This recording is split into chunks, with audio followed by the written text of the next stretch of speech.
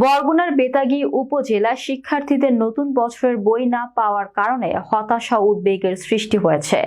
নতুন বছরের প্রথম দিন 1 জানুয়ারি বিদ্যালয়গুলোতে বই বিতরণ না করা হলেও 2 জানুয়ারি মাধ্যমিকের 6ষ্ঠ শ্রেণীর 3 বিষয়ের বই এবং 9 জানুয়ারি 7ম শ্রেণীর বাংলা, গণিত, ইংরেজি বই পাওয়া যায়।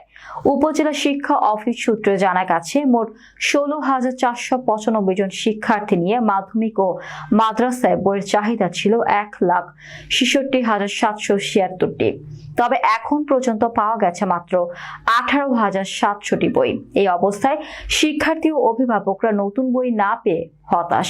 পুটিয়াখালী আদর্শ মাধ্যমিক বিদ্যালয়ের 6ষ্ঠ শ্রেণীর এক শিক্ষার্থীর বাবা বলেন, বছরের প্রথমে নতুন বই না পাওয়ায় চিন্তায় আছি। এদিকে মাদ্রাসা শিক্ষার্থীদের জন্য নতুন বই না আসায় তারা হতাশ।